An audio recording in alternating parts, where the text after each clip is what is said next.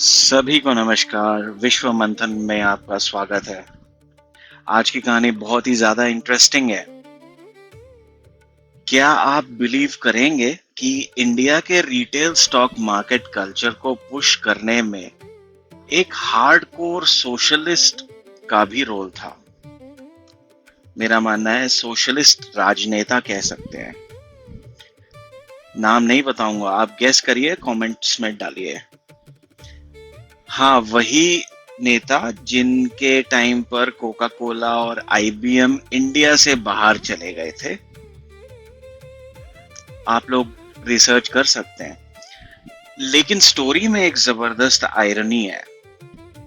1970s में India का middle class investment को कैसे देखता था? ज्यादातर gold, FD, property, post office savings, फलाना। स्टॉक मार्केट आम आदमी की दुनिया नहीं माना जाता था। और फिर एक एक्ट आया जिसका नाम था फेरा, फॉरेन एक्सचेंज रेगुलेशन एक्ट, 1973 में, 1973 में। अब यहाँ पे इंपॉर्टेंट पॉइंट ये है कि फेरा इन्हीं नेताजी ने इंट्रोड्यूस नहीं किया था। ये इंदिरा गांधी जी की सरकार के टाइम पे आया था और इसका ब्रॉड ऑब्जेक्टिव था फॉरेन कंपनीज पर कंट्रोल बढ़ाना और इंडियन ओनरशिप को एनकरेज करना। फिर 1977 में जो हमारे इंडस्ट्रीज मिनिस्टर बने थे, उनका मल्टीनेशनल कंपनीज के लिए स्टैंड काफी टफ था।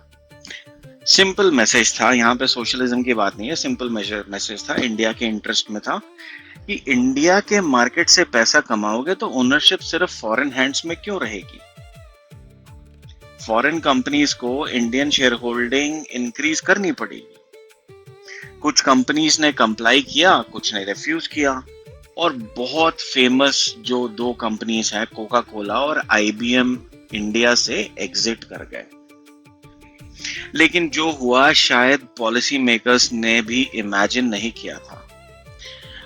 कंपनीज जैसे कोलगेट, हिंदुस्तान लीवर और नेस्ले के शेयर्स इंडियन इन्वेस्टर्स के लिए अवेलेबल होने लगे। अब ऑर्डिनरी इंडियन हाउस होल्ड सोचने लगा, मैं सिर्फ कोलगेट टूथपेस्ट खरीदने वाला कंज्यूमर तो नहीं हूं, मैं कोलगेट का शेयर होल्डर भी बन सकता हूं। अब यहीं से साइकोलॉजी चेंज होने लगी। कंज्यूमर इन्वेस्टर बना और इन्वेस्टर पार्ट ओनर भी बनना शुरू कर दिया।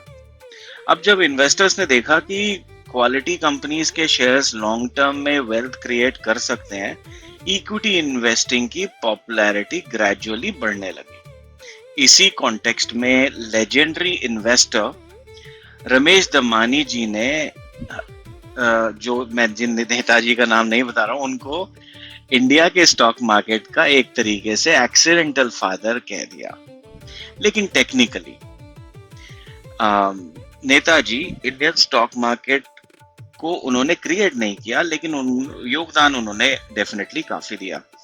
बॉम्बे स्टॉक एक्सचेंज तो उनसे ऑलमोस्ट 100 साल पहले एग्जिस्ट करता था। उनका रियल कंट्रीब्यूशन था एक अनइंटेंडेड ट्रिगर क्रिएट करना, जिसने ऑर्डिनरी इंडियंस को कॉर्पोरेट ओनरशिप के क्लोजर लेके आ गए।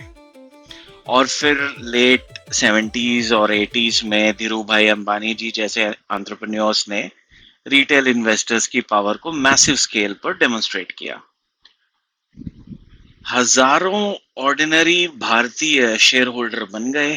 कंपनीज ने पब्लिक से कैपिटल रेज किया और इंडियन इक्विटी कल्चर और डीप हो गया।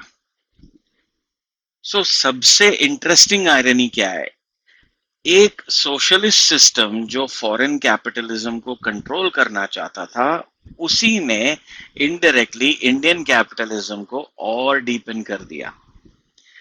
इसको इकोनॉमिक्स में कहते हैं law of unintended consequences. History हमें यही सिखाती है, पॉलिसी का इंटेंशन और पॉलिसी का फाइनल रिजल्ट दोनों हमेशा सेम नहीं होते। ऐसी हिडन इकोनॉमिक और जियोपॉलिटिकल स्टोरीज के लिए फॉलो करिए विश्व मंथन, थिंक बियॉन्ड द हेडलाइन। और प्लीज इस वीडियो को लाइक, शेयर और कमेंट करिए। आपकी सोच आप क्या सोचते हैं इस वीडियो के बारे में? हम आपसे एंगेज होने के लिए तत्पर है। Thank you for watching and जय हिंद।